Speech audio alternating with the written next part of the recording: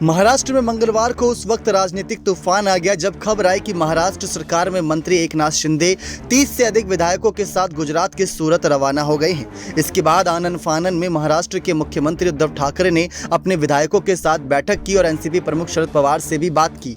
वहीं मीडिया के सूत्रों के द्वारा बताया गया है कि शरद पवार ने महाराष्ट्र के मुख्यमंत्री उद्धव ठाकरे को इस बगावत के लिए पहले ही आगाह कर दिया था, जबकि एकनाथ शिंदे के विद्रोह के 2 दिन पहले राज्य में कैबिनेट मंत्री और मुख्यमंत्री उद्धव ठाकरे के बेटे आदित्य ठाकरे और शिवसेना सांसद संजय राउत के साथ पवई के रेनेसा होटल में शिंदे की तीखी बहस हुई थी, जहां शिवसेना के विधायकों को विधान परिषद चुनाव के लिए रखा गया था।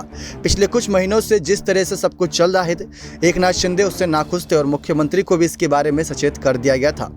एक सूत्र ने यह भी बताया कि 2 दिन पहले जब विधान परिषद चुनावों के लिए वोटों का उपयोग कैसे किया जाए इस बारे में रेनेसा होटल में बातचीत हो रही थी, तब शिंदे की संजय राउत और आदित्य ठाकरे से सहमति थी।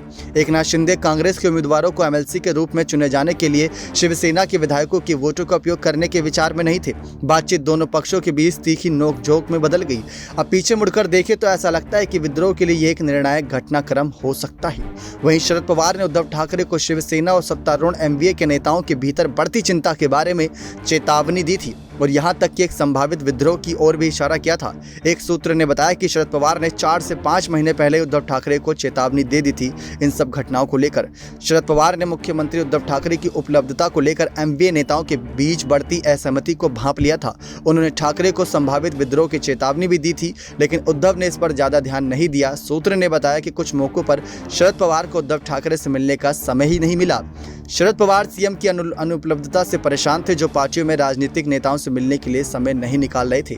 लेकिन जिस तरीके की अब खबरें हैं कि किस तरीके एमएलसी चुनाव को लेकर 2 दिन पहले ही आदित्य ठाकरे से हुआ था शिंदे का टकराव और शिवसेना में हलचल को लेकर पवार ने उद्धव को पहले ही आगाह किया था। अगर इन सब बातों पर पहले ध्यान दिया होता तो महाराष्ट्र का सियासी संकट नहीं मंडराता उद्धव सरकार पर। नेक्स्ट 9 न्यूज़ रूम की